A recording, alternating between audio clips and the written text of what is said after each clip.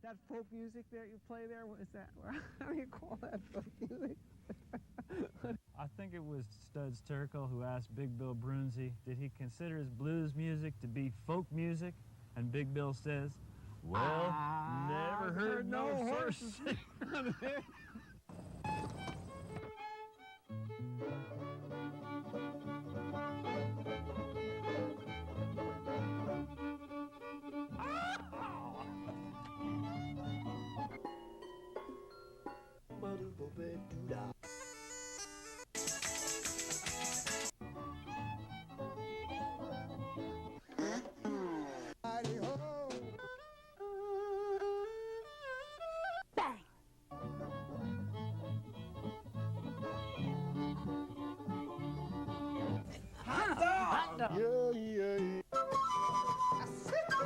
Don't hesitate. It could be your ticket to a new tomorrow.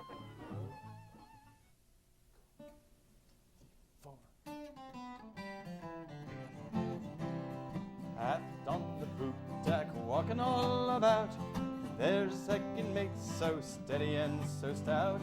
What he's a-thinking he knows not himself. We wish that he would hurry up and strike the bell, second mate. Let us go below. Look, well to windward you can see it's going to blow. Look at the glass, you will see that it is fell. We wish that you would hurry up and strike the bell. Down on the main deck, working at the pumps, there's the larboard watch just longing for their bunks. They look to the windward and see a great swell. They're wishing that the second mate would strike the bell, second mate. Let us go below. Look, well to windward you can see it's going to blow. Look at the glass, you will see that it is foul. We wish that you would hurry up and strike the bell. Aft at the wheel, poor Anderson stands, grasping at the spokes with his cold and mittened hands. He looks at the compass, the course is sure and well. He's wishing that the second mate would strike the bell, second mate. Let us go below. Look, well to windward you can see it's going to blow. Look at the glass, you will see that it is fell. We wish that you would hurry up and strike the bell. Forward on the forecastle, keeping sharp lookout, there's Johnny standing ready for to shout. The lights are burning bright, sir, and everything is well. He's wishing that the second mate would strike the bell, second mate. Let us go below. Look, well to windward you can see it's going to blow. Look at the glass, you will see that it is fell. We wish that you would hurry up and strike the bell. Aft on the quarterdeck, our gallant captain stands, staring at the sea with a spyglass in his hands. What he's a-thinking we all know very well. He's thinking more of shortening sail than striking the bell, second mate. Let us go below. Look, well to windward you can see it's going to blow. Look at the glass, you will see that it is fell. We wish that you would hurry up and strike the bell, second mate. Let us go below. Look, well to windward you can see it's going to blow. Look at the glass, you will see that it is fell. We wish that you would hurry up and strike the bell.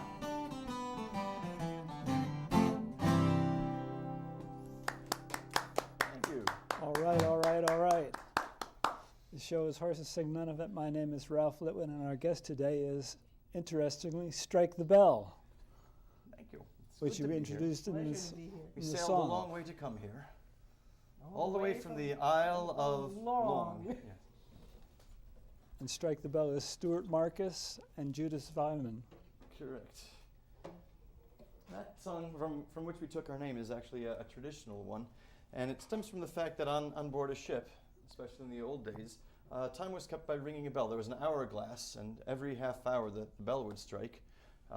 1 bell for a half hour, 2 bells for an hour, 3 bells for 90 minutes, up until the end of a 4-hour work shift or watch.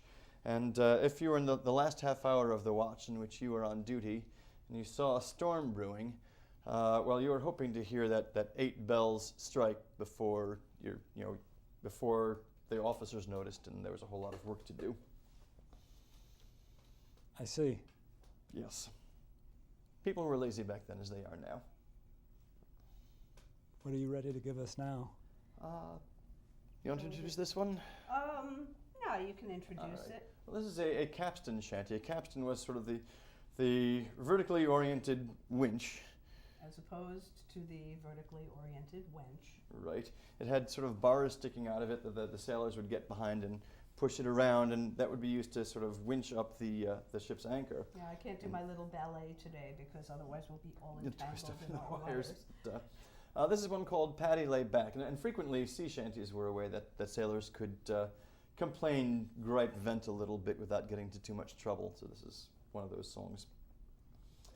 Oh, once there was a great demand for sailors. For the colonies, for Frisco and for France. And for France. I signed aboard a limey bark, the Hotspur. The Hotspur. Got paralytic drunk on my advance. My advance. Paddy lay back. Paddy lay back. Taking the slack. Taking the slack. Take a turn around the capstan, heave a pole, heave a pole. About ship stations, boys, be handy. Handy. We're bound for Valparaiso around the Horn. 'Twas on the quarter deck that I first saw 'em. Such an ugly bunch you'd never seen before. The skipper slipped the Shanghai crew, a Dutchman. It made me poor old heart feel sick and sore. Sick and sore. Paddy lay back. Paddy lay back. Taking the slack. Taking the slack. Take a turn around the capstan, heave a pole, heave a pole. About ship stations, boys, be handy. Handy. We're bound for Valparaiso around the Horn. There was Germans and Africans and Russians. Russians. Johnny Crapos just across from France. Across from France. And most of them never heard a word of English. Of English. Had answered to the call of Month's Advance. Month's Advance. Paddy lay back. Paddy lay back. Taking the slack. Taking the slack. Take a turn around the capstan, heave a pole, heave a pole. About ship stations I'd be handy. Handy. We're bound for Valparaiso around the Horn. I asked a mate which a watch is mine, oh. Mine, oh. To see, I'll show you which a watch is which. Which? He blew me down and kicked me hard astern, oh. Astern, oh. And called me a dirty, lousy son of a... What? Fish. Paddy lay back. Paddy lay back. Taking the slack. Taking the slack. Take a turn around the capstan, heave a pole, heave a pole. About ship stations, boys, be handy. Handy. We're bound for Valparaiso around the Horn. Now, some of the other sailors had been drinking. I myself was heavy on the booze. I sat down on me old chest to thinking. To turn into me bunk and have a snooze. Paddy lay back. Paddy lay back. Taking the slack. Taking the slack. Take a turn around the capstan, heave a pole, heave a pole. About ship station, boys, be handy. Handy. We're bound for Valparaiso around the Horn. I quickly made me mind up I should jump her. Leave the beggar and get a job ashore. I swam across the bay, I went and left her. And in the English bar I found it lady to spend some time with. Paddy lay back. Paddy lay back. Taking the slack. Taking the slack. Take a turn around the capstan, heave a pole, heave a pole. About ship stations, boys, be handy. Handy. We're bound for Valparaiso around the Horn. 'Twas a cold, windy morning in December. Found that all me money it was spent. And where the heck it went I can't remember. So once again and off to sea I went. Paddy lay back.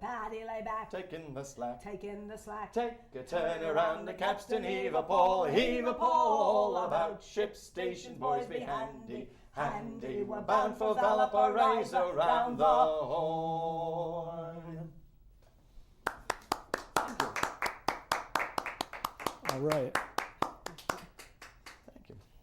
Now you are artist in residence at the Long Island Nautical Museum. Long Island Maritime Museum, yes, it's been there for about 30 years or so. We haven't, but it has. It has, yes. They have a wonderful seafood festival. They have a pirate festival in June that we'll be singing at. A few other events, but they're dedicated to to talking about and preserving Long Island's maritime heritage, which there was quite a bit of it actually back in the day.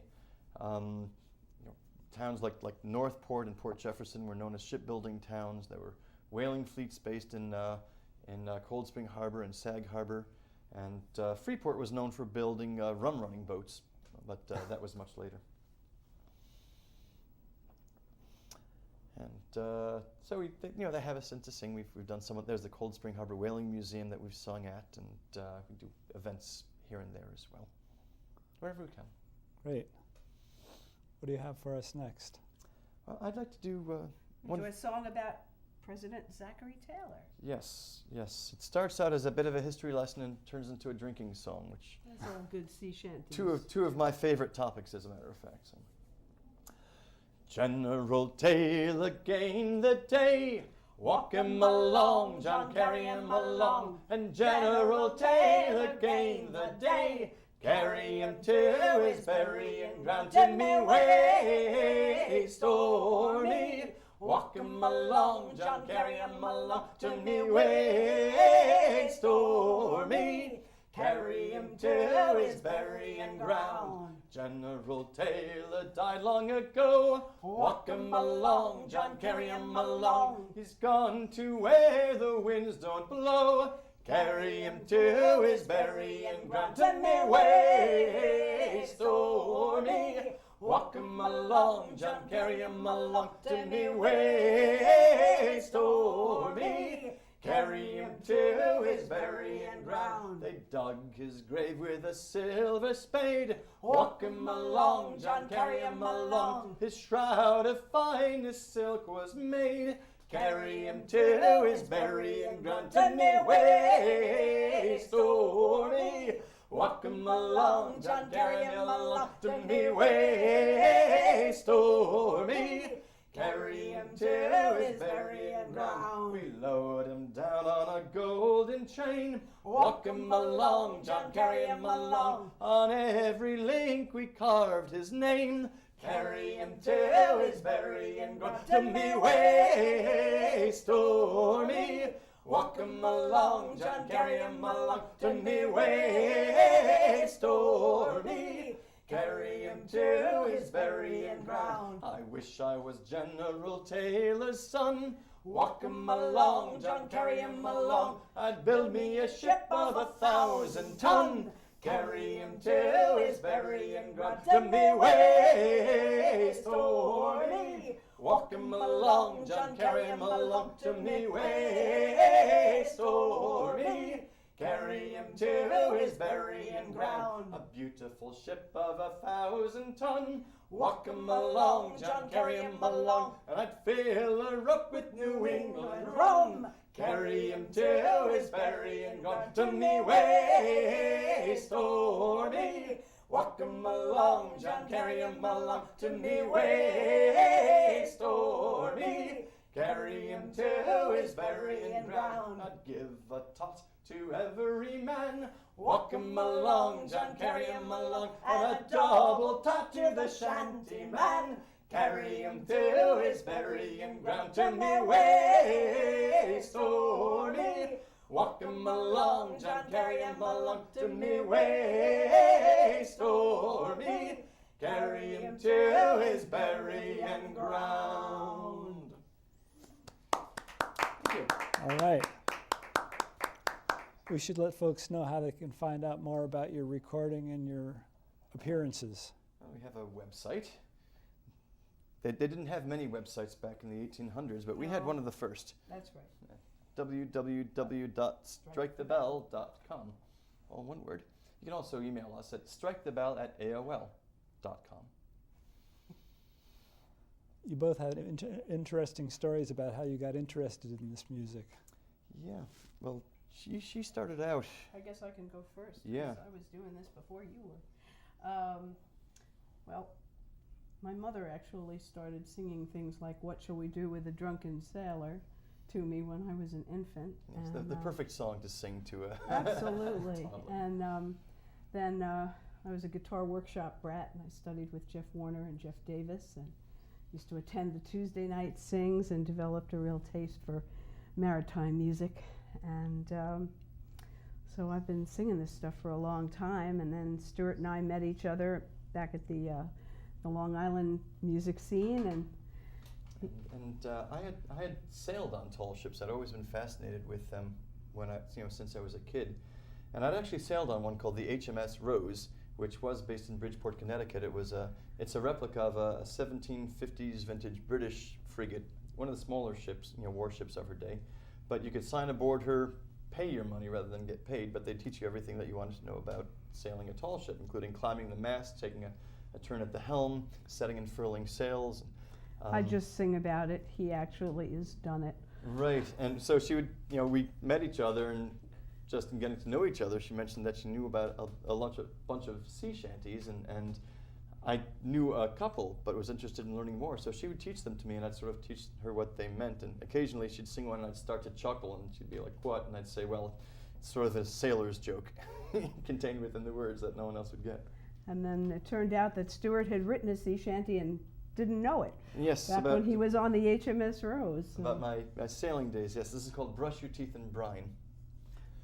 We signed aboard the hell ship Rose to sail the raging sea.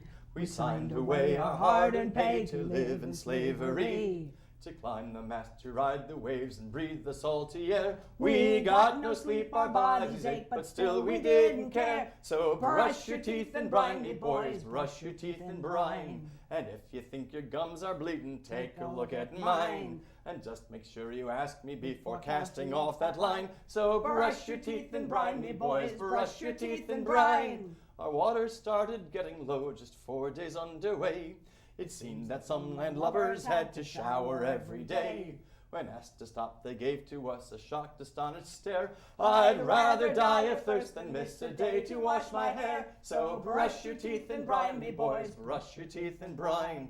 And if you think your hair is greasy, grab a lock of mine. And just make sure you ask me before casting off that line. So brush your teeth and brine, me boys, brush your teeth and brine. They lined the great Cape Cod Canal to greet us from the sea. And in response we fired our guns and shelled them mercilessly. But every time we opened up, they cheered us from the shore. If we'd used our grape and chain shot, they'd have only loved us more. So brush your teeth and brine, me boys, brush your teeth and brine. And if you think your pits are smelling, grab a whiff of mine. And just make sure you ask me before casting off that line. So brush your teeth and brine, me boys, brush your teeth and brine. From Bridgeport back to Newport and from sea to shining sea, we'll sail the globe reminding folks how sailing used to be. And if we ever tire of all the hard work and abuse, just think how boring it would be to take a pleasure cruise. So brush your teeth and brine, me boys, brush your teeth and brine. And if you think your rack is lonely, take a look at mine. And just make sure you ask me before casting off that line. So brush your teeth and brine, me boys, brush your teeth and brine. So brush your teeth and brine, me boys, brush your teeth and brine. And if you think your hair is greasy, grab a lock of mine. And just make sure you ask me before casting off that line. So brush your teeth and brine, me boys, brush your teeth and brine. Thank you. It might be worth mentioning that if anybody saw the movie Master and Commander with Russell Crowe, that was the ship, the HMS Rose. Sailed in that movie, and she's now berthed out on the West Coast, like the San Francisco Maritime Museum or something like that. Cool. You talk about common everyday expressions that came from the seafaring roots. An awful lot of them did. Stuart's specialty. One of my favorites is loose cannon. You talk about a person that's a loose cannon in an organization. Well, on a wooden warship, if a cannon broke loose, it weighed a couple of tons. It was on a carriage that could roll back and forth with the sea and do incredible amounts of damage inside a ship. So that's a good one. Taken aback means, if the wind suddenly shifts where they're suddenly coming from in front of the sails instead of behind them, well, your ship will come to a crashing halt, even do some damage. So nowadays we say someone's taken aback when they're just so totally caught by surprise they can't even say anything next. There's a whole bunch of them. Cup of Joe. Cup of Joe, yes. Well, sailors used to be given a daily ration of rum, a half a pint neat. That's the amount in like one of those little milk cartons that you get when you're in school. And Well, the U.S. Navy went dry around World War I, and the admiral in charge of the Navy, the chief of staff, was one named Josephus Daniels, and he outlawed rum, and the sailors were not too fond of him, so they started drinking coffee instead to help keep warm and have a little bit of a lift. But they named it after him. They called it a Cup of Joe after Admiral Josephus Daniels. Very interesting. Yep.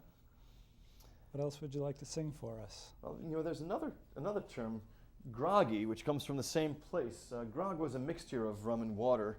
If they drank their rum too fast, it would, they'd get too drunk.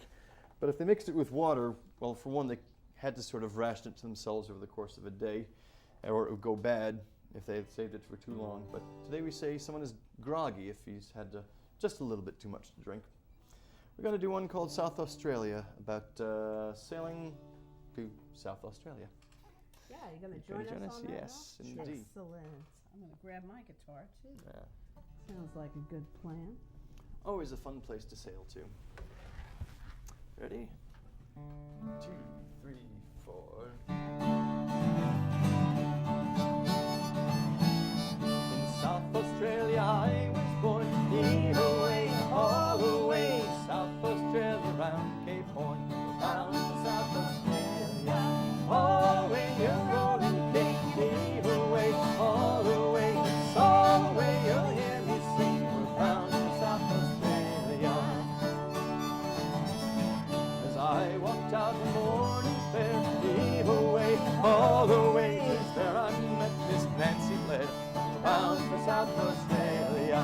All the way you're rolling Cape, away, all the way, it's all the way you'll hear me sing. We're bound for South Australia. I rollicked her up, I rollicked it down, away, all the way. I rollicked her all around the town. Bound for South Australia. All the way you're rolling Cape, away, all the way, it's all the way you'll hear me sing. We're bound for South Australia. If there's one thing that grieves me mind, away, all the way, it's leaving Nancy Blair behind. Bound for South Australia. All the way you're rolling Cape, away, all the way, it's all the way you'll hear me sing. We're bound for South Australia. And when we're on some foreign shore, away, all the way, we'll miss those girls that we adore. We're bound for South Australia. All the way you're rolling Cape, away, all the way, it's all the way you'll hear me sing. We're bound for South Australia. All the way you're rolling Cape, away, all the way, it's all the way you'll hear me sing. We're bound for South Australia.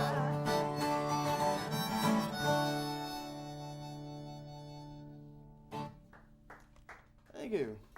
Very nice. By the way, we do school programs with these sort of things and talk about some of the terms of the sea. Sometimes we'll get into geography. And if anyone's interested, you can contact us through the website about that too.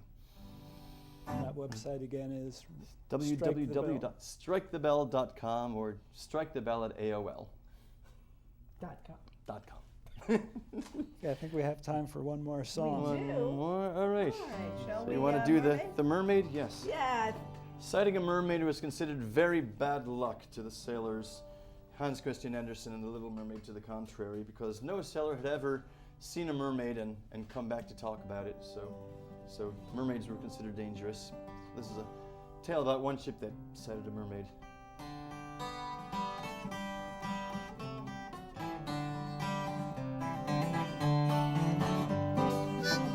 'Twas Friday morn when we set sail, and we were not far from the land, when the captain spied a lovely mermaid with a comb and a glass in her hand. And the ocean waves do roll, and the stormy winds do blow, and we poor sailors go skipping to the top